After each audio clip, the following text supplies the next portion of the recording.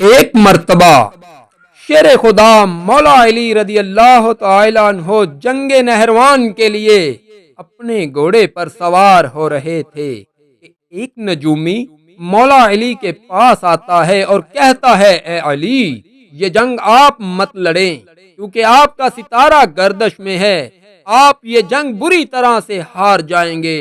شیر خدا مولا علی اس کی بات سن کر گھوڑے سے نیچے آ جاتے ہیں اور اس نجومی سے کہتے ہیں، اچھا تم ستاروں کے حال جانتے ہو؟ اس نے کہا، ہاں میرا کام یہی ہے، میں ستاروں کو دیکھ کر انسان کا حال بتا سکتا ہوں۔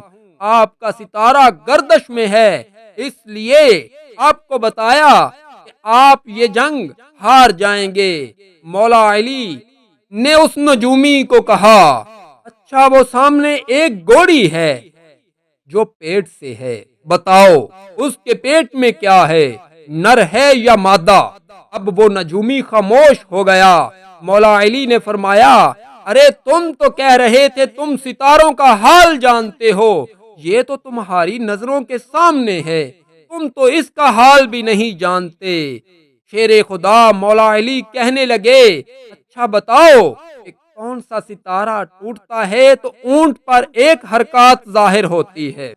اب پھر وہ نجومی خاموش۔ مولا علی نے کہا، اچھا میرے گھوڑے کے پاؤں کے نیچے زمین پر ایک چیز ہے، بتاؤ وہ کیا ہے؟ نجومی کچھ نہ بتا سکا اور خاموش رہا۔ مولا علی نے فرمایا، ارے تم آسمان کے تو کیا، زمین پر بھی جو تمہاری نظروں کے سامنے ہے وہ بھی نہیں جانتے۔ سنو اے شخص، میں علی اب تجھ کو بتاتا ہوں، علی کی زندگی کی سب سے کامیاب یہ جنگ ہوگی اور میرے 10 لوگ بھی اس جنگ میں شہید نہ ہوں گے اور میرے مخالف کے 10 لوگ بھی نہ بچیں گے۔ علی ذی وقار، تاریخ گواہ ہے۔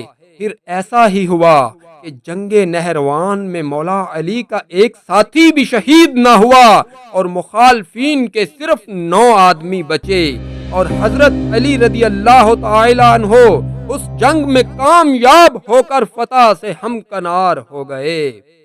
یہی درس دیتا ہے تمہیں ہر شام کا سورج، یہی درس دیتا ہے تمہیں ہر شام کا سورج، مغرب کی طرف جاؤ گے تو ڈوب جاؤ گے۔